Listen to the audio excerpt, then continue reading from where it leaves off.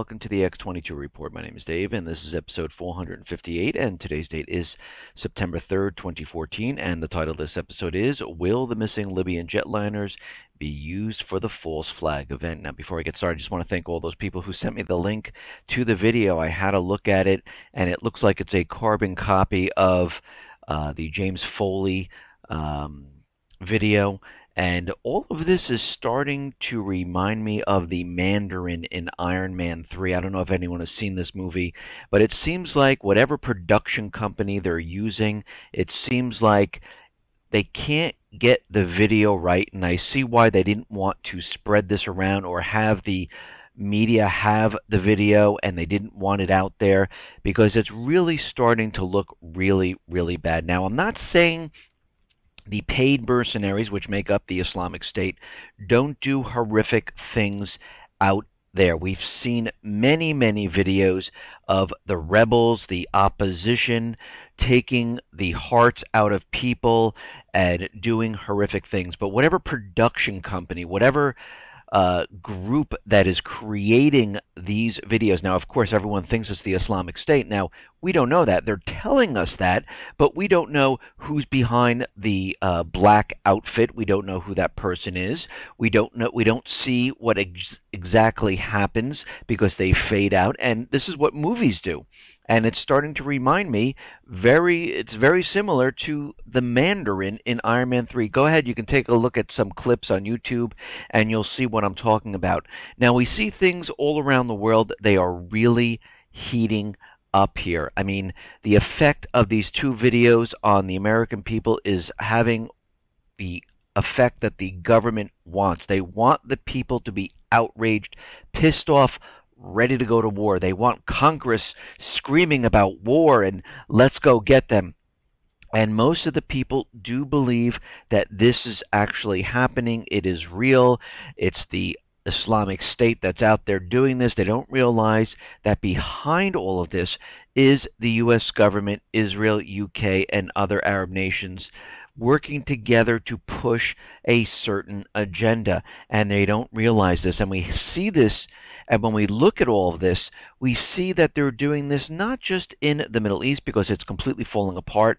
There is complete chaos in Iraq. There's complete chaos in parts of Syria because of the Islamic State, and this is exactly what they wanted. Libya has fallen. Yemen is on its way. Lebanon is on its way, and it is all coming apart. And they need some way, somehow, to get into this area or get the war started, and you can see they're ramping up for this. Now, we can see they're doing this out in the Pacific, definitely in Eastern Europe, in Ukraine against Russia, and in the Middle East. In Africa, it seems like they're using a different tactic. They're using terrorism, and I do believe they're using Ebola in that region for the same purpose that they're doing everything else.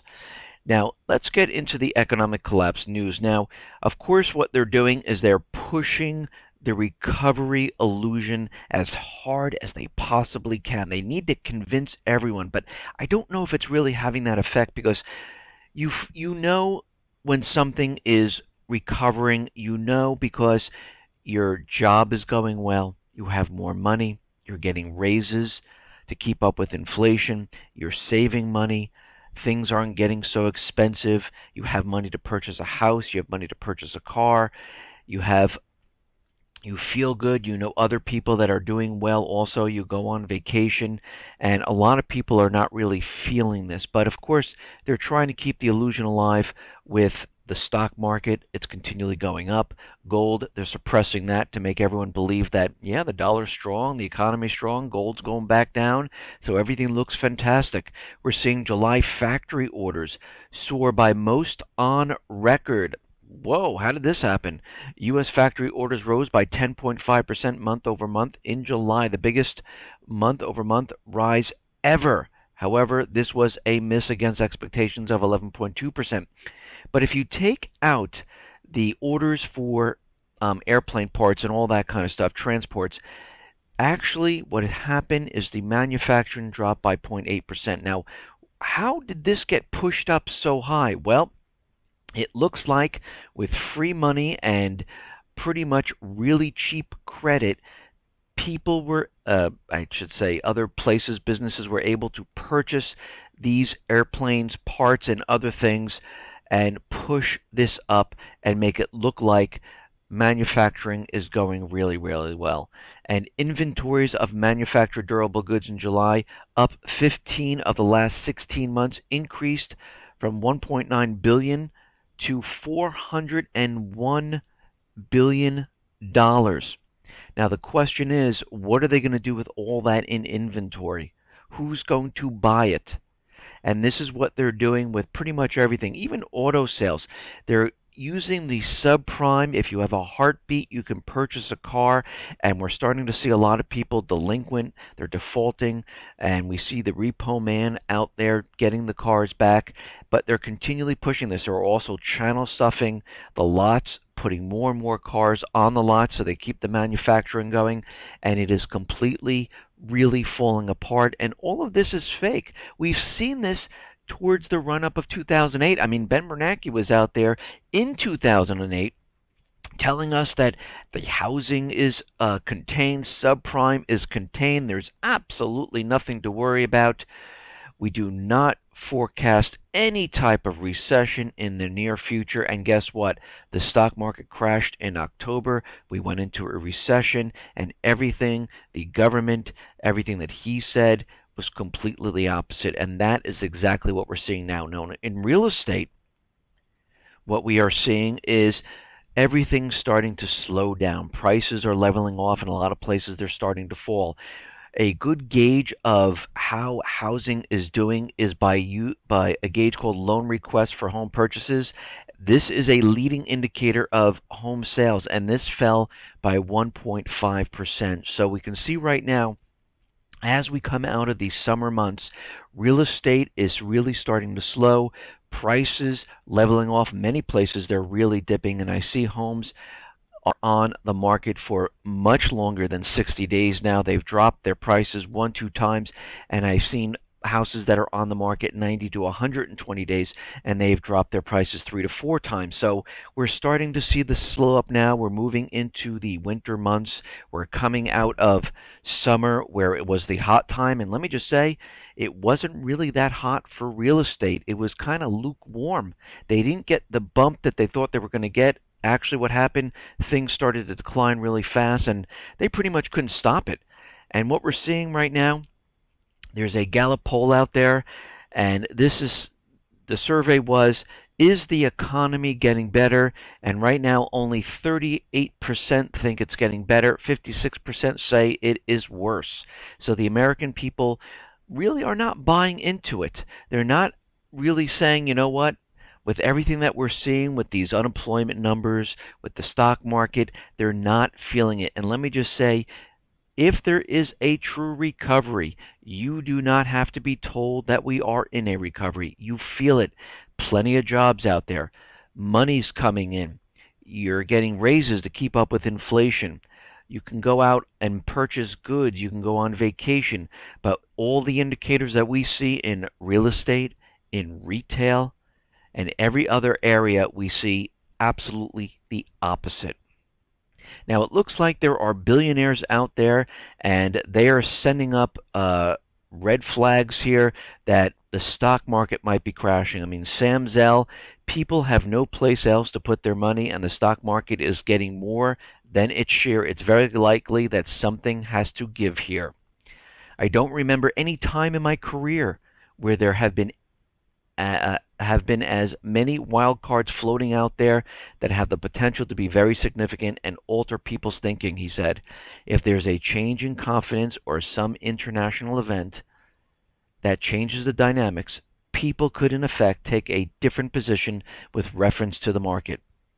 And he's absolutely right. If you look out there, one little thing can make this market go completely down. And you know what that's going to be? That special event that they have prepared.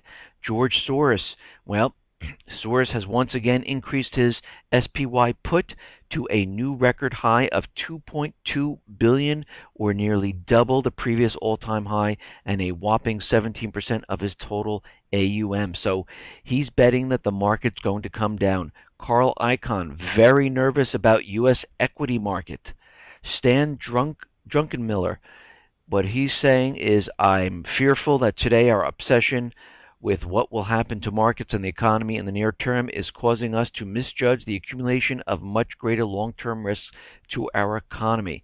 And the Banks of International Settlement, explains broken markets so easily that they're going to come straight down. Financial markets have been exuberant over the past year, dancing mainly to the tune of central bank decisions. Obviously, market participants are pricing in hardly any risks. Financial markets are euphoric, but progress in strengthening banks' balance sheets has been uneven, and private debt keeps growing. And what we're seeing is the run-up to the bubble. We are at the top. We've seen this in 1929, 1987, 2008, and here we are at the highest that we've ever been, and this whole thing is going to be coming down very, very hard. I mean, it's going to crash, and this is why they have the kill switch for the NASDAQ. They have the kill switch for the BAT system. They have the kill switch for the stock exchange, because they realize when these markets come down, it's going to decimate the entire economy, because this is the last indicator when things fall apart. The economy has been falling apart. People are just going to recognize it when the stock market comes down. Now, it looks like Scotland might be looking to vote for its independence, with the vote due in just over 2 weeks. It showed support for independence at 47% right now. But what I find very interesting is that the central bankers are out there, and they're saying, and this is coming from the former EU Commissioner for Monetary Union, said it would not be possible for an independent Scotland to join the EU if it used the pound without a formal currency deal or its own central bank. So when they're already preparing that if you vote for your independence and you break away, that you need some type of central bank. Well, they might, but it doesn't have to be connected to the EU. Look what Iceland has done. They kicked out the central bankers. They put them in prison. They disassociated themselves with the EU, the dollar, and they're doing really, really well at this time. Okay, now the Indian Air Force, it looks like they have a lot of interest in Russia's S-400, the Buk M1, and the Pantsir S-1 anti-craft missile system, and they're looking to purchase this, and we can see that they're making deals with Russia to purchase their military assets. And again, countries are starting to take sides because they realize that the system is coming down, the dollar is doomed, it's collapsing, the central bankers are pushing for war, and they're not going to stop. Now we can see that things are heating up in Ukraine, especially with Russia. Putin is trying to put together some type of ceasefire deal, even though he's still saying that they're not involved. These are his suggestions. He's making it with Poroshenko, and we have to understand that, he met Poroshenko, and I said this in a couple of reports back that Putin might be throwing out some type of deal to him because the situation in Ukraine is completely falling apart. But France is out there, and they're saying that they cannot deliver the Mistral warships to Russia over the Ukraine crisis. And again, you have to remember, these ships were not included in the sanctions by the EU or the U.S. The pressure from the U.S. and the EU have been put on France not to deliver these ships to Russia, and it looks like they are folding right now. And of course, Russia is out there saying that severing of the contract under which France is building the Mistral helicopter carriers for Russia is out of the question.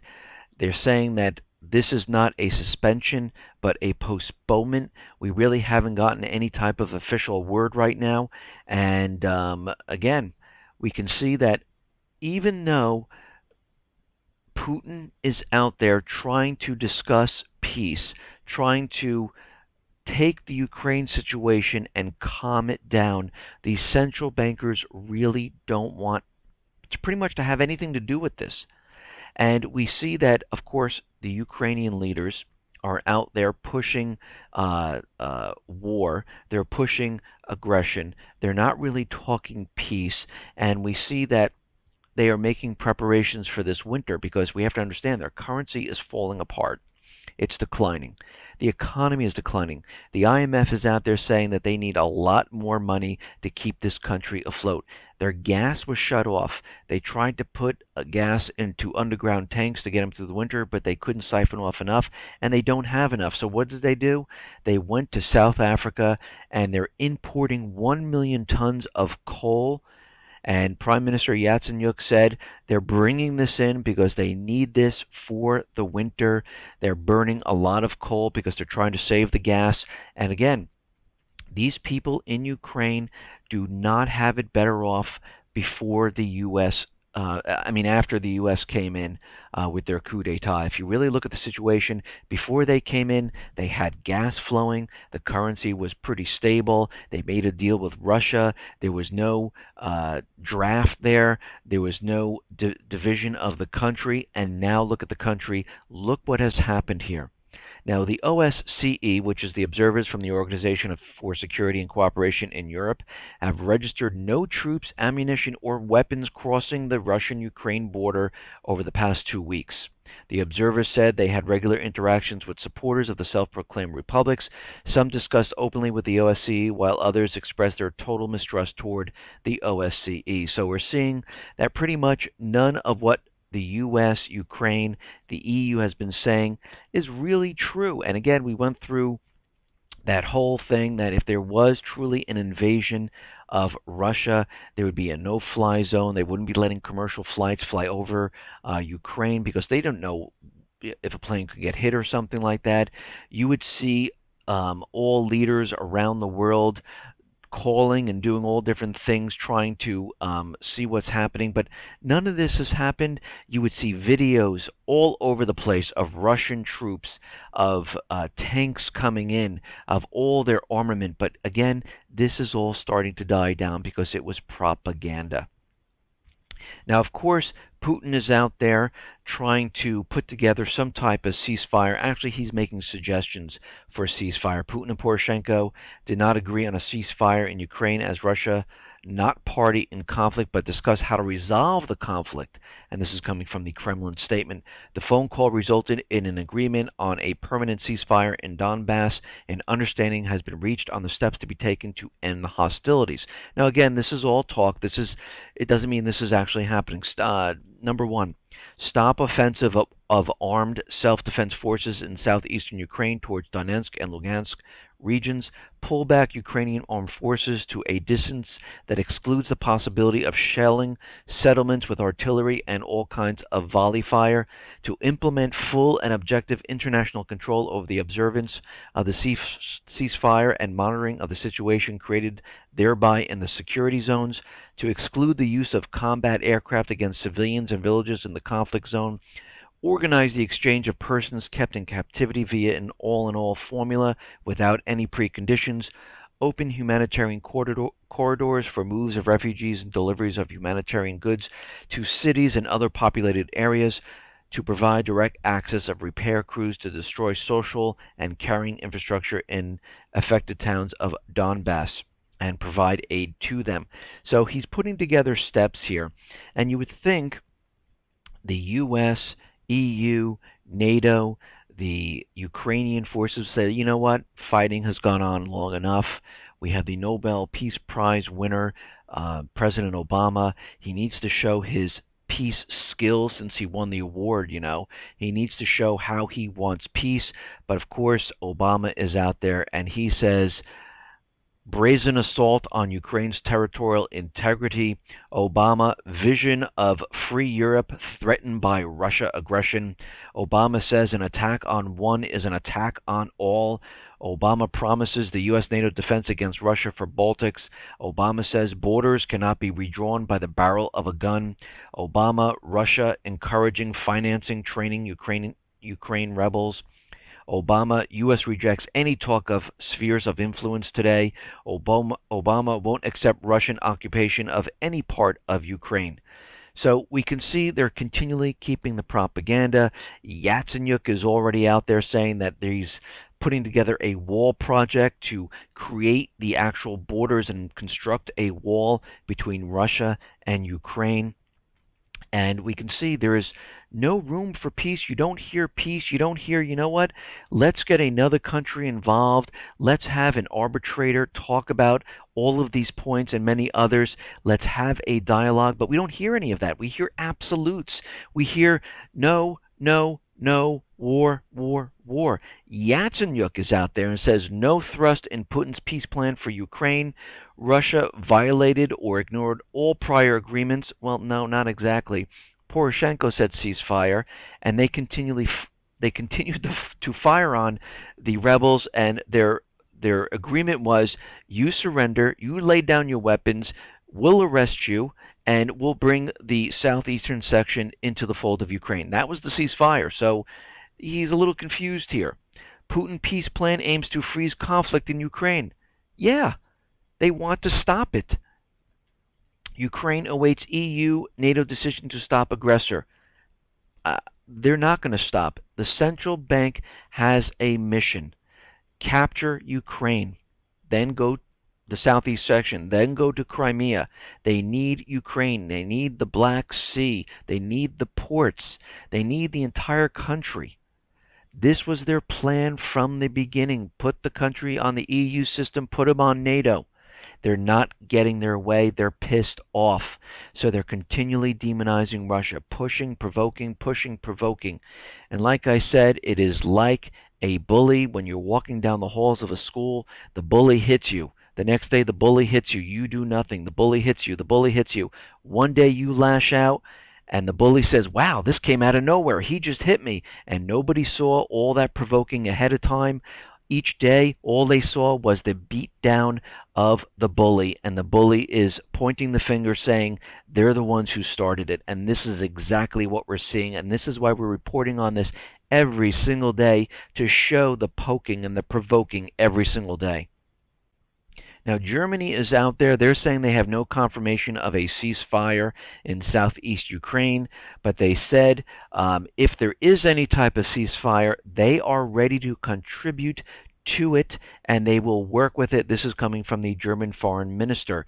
So we can see they are ready to move ahead and work with Russia on a ceasefire deal. Now let's see what the United States, Ukraine, and NATO do. We understand that they're having a meeting, but at this time there are 4 NATO warships that are going to enter the Black Sea before September 7th, and we already knew about the USS Ross, which is an Arleigh Burke class guided missile destroyer, the French Commandant, Canadian HMCS Toronto, a Halifax-class frigate, and a Spanish frigate will enter the Black Sea before September 7th.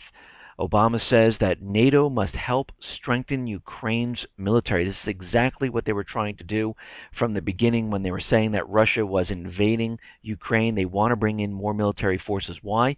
Because the Ukrainian forces were losing ground. The southeastern people were winning. The Ukrainian people do not want to fight. They don't have the heart. Riots, protests have been going on. They want Poroshenko to resign. Poroshenko realizes that he's in a situation where things are completely falling apart, and I think this is why he's been trying to work with Putin right now to go through the ceasefire. But Yatsenyuk, you have to remember, is a central banker. He does not want peace whatsoever. Obama says now that he's going to send Air Force units and aircraft to Estonia. Today I can announce that this initiative will include additional Air Force units and aircraft for training exercise here in the Nordic-Baltic region, and we agree with our Estonian allies that an ideal location to host and support these exercises would be Amari Air Base in Estonia. So we can see right now they're still bringing in more military assets, and the joint exercises with NATO and Ukraine are going to continue right on schedule, and they're going to have drills and train the Ukrainian soldiers. So this is all being beefed up, being pushed. We're not hearing any talk of peace or anything like that, and one reason is they do not want peace. Now we understand that NATO's having a huge meeting in Wales, and it looks like they've enacted a no-fly zone over the NATO summit, and it looks like 60 countries are going to attend. The President of the United States is going to be there, the German Chancellor, French President, and many others are going to be in this conversation. And you can just imagine what they'll be talking about in this meeting. Now, as we know, Obama has told us that there is no mission creep whatsoever into Iraq, but he's going to send another 350 additional troops into Iraq at this time to help out. Since, there is no mission creep, he just keeps doing it, and we can see this is all in preparation, and what's going to happen is most likely we're going to see this major event occur. They want troops in certain locations ready to go, and this is why they've been bringing them in slowly, so no one really realizes. Of course, they call them advisors, but they're all combat ready, and they're really Marines. They're really troops that are being brought into Iraq at this time. Now, the UK is out there, and they are saying, and this is coming from the Foreign Minister Philip Hammond, says the government has not ruled out airstrikes on Islamic State in Iraq, because what they're seeing is the British hostage is the next in line to be decapitated, and once this happens, the UK will be in, the US will be in, and we can see they're continually pushing the agenda for war. Their whole agenda right now in the Middle East is to really get into Syria. They want to get into Syria, capture the natural resources, remove Assad, cancel the contracts with Russia, make sure they contain everything, put everything on the dollar, prop up the whole entire economy. This is what they believe, by the way. Doesn't mean it's going to work. Then eventually move into Iran, and then actually go throughout Libya, Lebanon, and Yemen, and pretty much capture all these places, because they'll say they're chasing down the Islamic State and they're escaping to all these countries, and this is why they need to go into each one of these countries, and they will recapture the Middle East, and this is their strategy, and this is what they're trying to do. Now, it looks like Home Depot was attacked, and there was a credit card data breach. Now, there's a couple things at play here with this. We have to remember, just a couple months ago, they said Home Depot had great earnings. It shows the housing recovery, and it's just amazing how all of a sudden they were cyber attacked. Is this an explanation to show why Home Depot sales will start to drop off now, because there is no housing recovery, and when the sales start to drop off, how are they going to explain this? So that's one part. The other part is we have to remember there's CISA that is pending in the Senate, and more of these breaches and more of these things you see, they want this bill to pass because they want all of these corporations to share information, your private information, and they're trying to push us. The other thing that they've done here, and that's come out, that they have said that this breach may be by the same Russian and Ukrainian hackers suspected in the Target breach last year. And this is not, of course, the Ukrainians in the puppet regime section. It's in the southeast section of Ukraine, and also Russia. So they're bringing Russia back in, that they're hitting the financial sector, and they need to keep this in front of the American people, because eventually what they're going to say is that Russia collapsed the U.S. economy, and this is why we need to go to war with them. Okay, now we understand that the video came out with Steven Sotloff, and he was beheaded allegedly, and I still think it's a fake. Before it faded out when he was cutting again, absolutely no blood whatsoever. Now, what's been happening is, of course, the American people in Congress, they're all screaming war, war, war. Foreign policy experts and pundits in Washington are up in arms, ready to go to war. They're saying that it is time that we go after the Islamic State. It's time that we use airstrikes against the Islamic State in Iraq and Syria. U.S. top officials are urging the Obama administration to start providing weapons to the Free Syrian Army, which is fighting the Islamic State in northern and eastern area of Syria.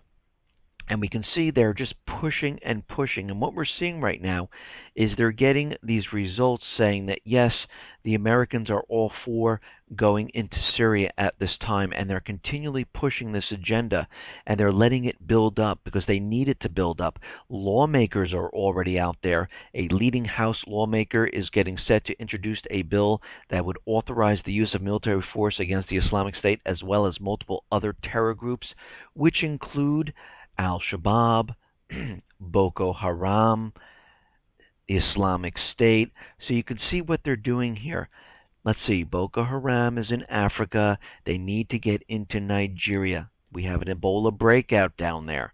We have to get into Kenya. This is where Al-Shabaab is, and in Sudan. So we can use drone strikes and other military assets in this area. We need to go after the Islamic State no matter where they are.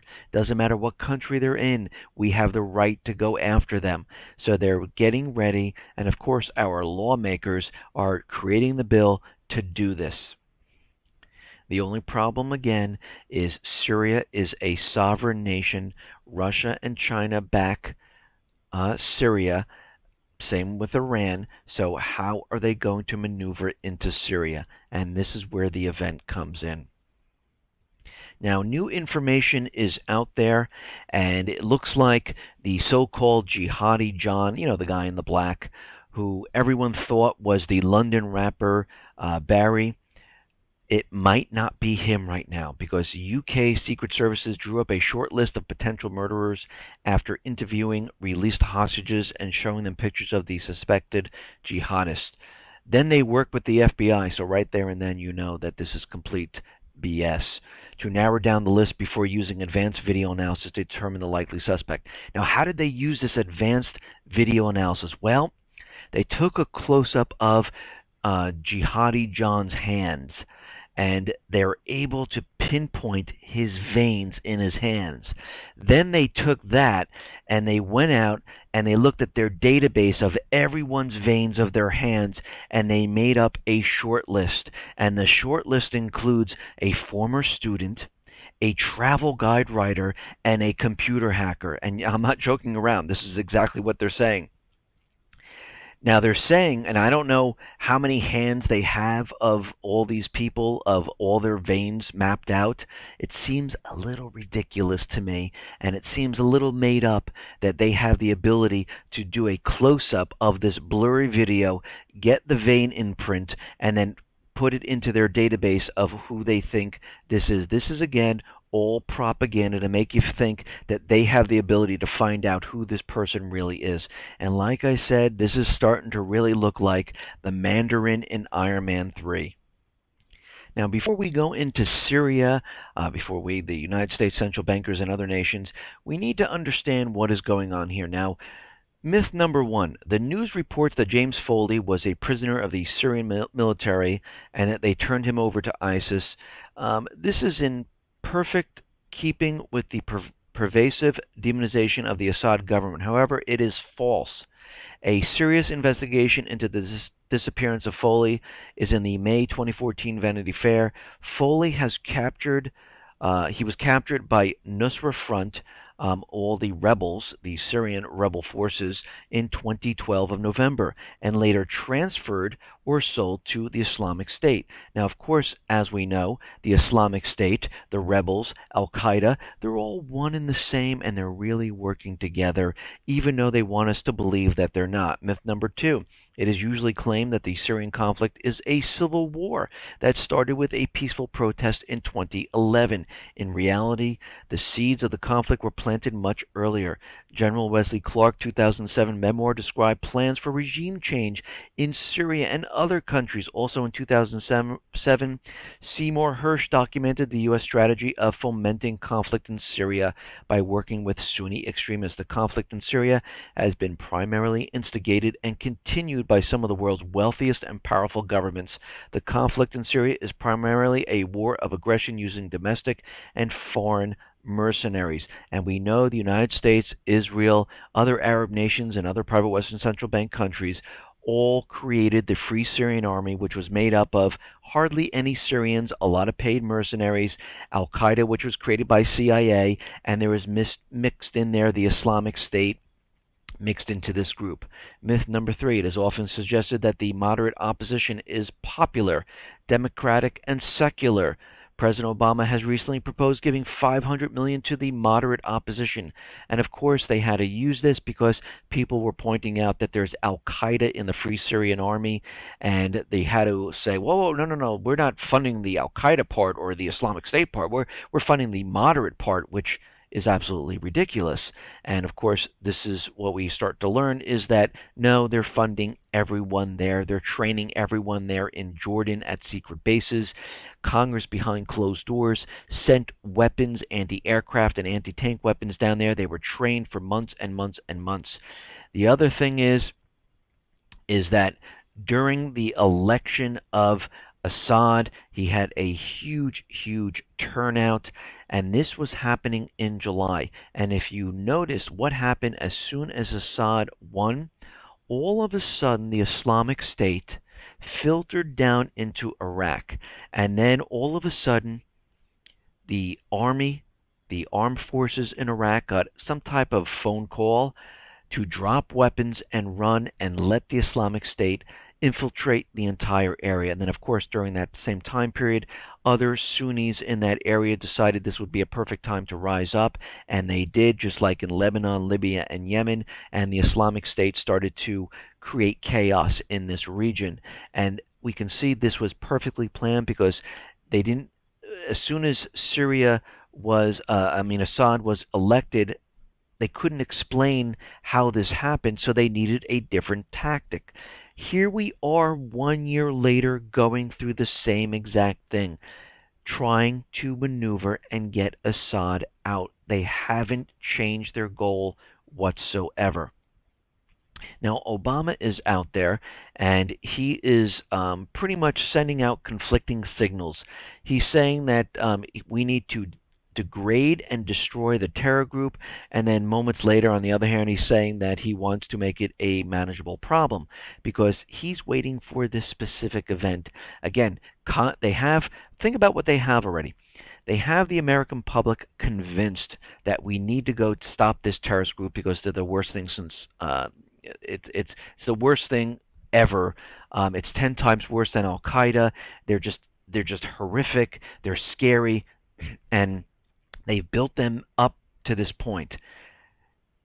So they have pretty much the poll numbers. If these poll numbers are even true, they might just be using them to convince everyone. They have Congress calling for, yes, we need to go, war, war, war.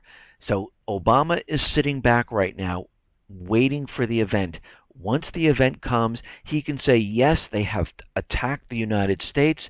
According to the Wars Power Act, I can now send in forces. Again, he notified Congress about the attack in Iraq. He has 60 days right now. After 60 days, he has to go in front of Congress. So it would be much, much easier, according to the Wars Power Act, if the Islamic State actually attacked the United States. But this still does not give him the right to go into Syria because Syria is a sovereign nation. Now, the Islamic State is out there, and there's an ISIS video which was posted, and it is threatening Putin. And they're out there saying that they're calling on Chechnya and the leader of Chechnya to fight back and to pretty much rise up and join them.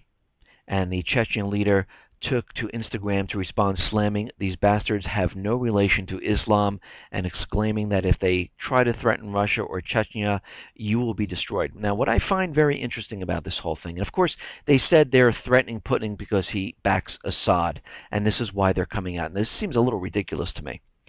Think about this for a second. So, the Islamic State is threatening Putin because he backs Assad. Well, Iran backs Assad. Why haven't they said anything about Iran? Other countries back Assad, like China. They haven't said anything about China. But they're doing this to keep Russia out there, to make it look like, oh, look, Russia's going to be involved. Russia's going to be involved. And look how they're doing this. They're continually pushing the propaganda, trying to bring Russia into this. And of course, the United States is continually saying that Assad is a terrorist. He is not the elected leader of Syria. And actually, the Obama administration and all the other private Western central banks won't even recognize him. And this is why they will not work with Assad. They're going to try to get him out of office. Now, the Syrian rebels are out there, And they're saying, hey, we will be the ground force if the U.S. strikes against the Islamic State. Now, again, what is being done here is they're trying to get the rebel forces up to the area where Assad is, and they're hoping to bring in airstrikes to clear the path and let the Free Syrian Army move right in and remove Assad. So they're using the Islamic State for this purpose. It's everything the U.S. government couldn't do, and they needed this organization to do it, and this is why this is happening right now. Because they're still in the mindset, if we get into Syria, the economy and everything will be okay because we can capture the natural resources, prop up the dollar, and then we can move into Iran and everything will be fine. And even if they can't do this, what they can do is start a war. So to them, it's a win-win situation. Now, we know that Libya is fallen, that the government has resigned, the tribes have taken back the country. And of course, in the corporate media, all of a sudden we have the Islamists. Of course, they're using the word Islamists. How about the people of Libya? The people of Libya, or the tribes of Libya, took control of nearly dozens of commercial jetliners last month, and Western intelligence agencies recently issued a warning that the jets could be used in terrorist attacks across North Africa. Now, if you noticed, the tribes in Yemen, the tribes in Lebanon, the tribes in Libya, they do not make broadcasts out there, even though they're still considered terrorists. They're not out there saying, don't you come into Libya, don't you come into Lebanon, don't you. No, they're not doing that. You know why? Because those are the real people of those countries. They're not terrorists. They want their country back. The Islamic State, this is a propaganda paid for operation by the United States, by Israel, UK, and other Arab nations. And this is why you see the production with videos, with Twitter, with Facebook, and all of this to convince you that this is horrific, this is scary, and the United States needs to act, but not just yet. And this goes on to say that intelligence reports of the stolen jetliners were distributed within the U.S. government over the past 2 weeks and included a warning that one or more of the aircraft could be used in an attack later this month on the date marking the anniversary of September 11th. Terrorist attacks against New York and Washington could happen using these planes. Now, they have been screaming and yelling and fear-mongering, and they say the alternative media is fear-mongering. We're just taking the information that they give us or what we look at, and we tell you what is going on. So they're saying that, oh, don't listen to alternative media. Well, it's actually them. They're the ones who are they're the ones who are creating all this. We're just reporting on it. They're the ones who are creating this false flag event. They're the ones who are saying, oh, there's lone wolf groups all around the U.S., and we can't trace them. There's 6,000 visa students where we lost contact. Of course, they never mention the open borders, where just tons and tons of people are coming in because that's part of their agenda. And I just saw something that, oh, the American public now is saying that we rather have closed borders. Well, the American public never said we wanted open borders. That was the corporations. That was the U.S. government. That was the central bankers. That was part of their agenda. But they never mentioned that, and they opened the borders. They always talk about all the other things like the security in the airport with the stealth bomb, so we need to pat you down further. People who had visas that came into the country, we can't find them. And they're making you think that, oh, all the security might not be enough and we might have to take more of your rights away because we can't find these people. No, what they're saying right now is they have the green light to go forward. They're on the path for the false flag event. They're just giving you tidbits here and there, convincing you that all of this is going to happen. Just like they told us the Islamic State now is prepped and ready to take out the power grid. Russia is prepped and ready to bring down the financial institutions, to bring down the economy, to bring the economy to its knees. The Syrian Electronic Army has been cyber attacking. They brought in the North Koreans saying that they're cyber attacking. And you can see what is going on here. They're continually using all the propaganda to convince you that it is all of these players, when in fact It is an inside job to convince you, the American people, to go to war. Because they can't come out and say, listen, the dollar is failing, and we need to get all the countries here. We need to go into them, and we need to pretty much oust the leaders so we can make more money to keep the system going. Do you mind if we use your children, your daughter, your sons, your cousins, your uncles, everyone else? Do you mind going to war and dying for our dollar, our paper and ink? Do you mind doing this?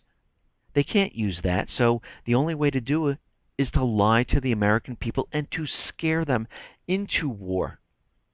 And this is exactly what they're doing.